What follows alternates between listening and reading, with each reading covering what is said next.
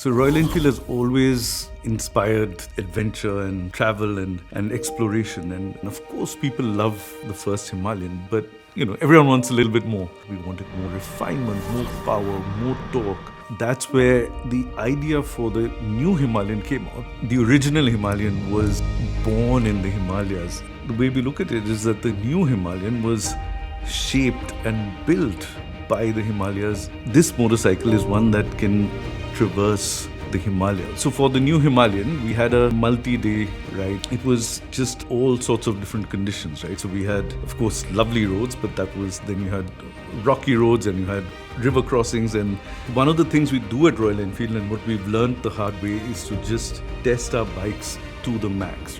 But what we're doing now with all of that is we're culminating all of these tests that we've done in what we call the final test.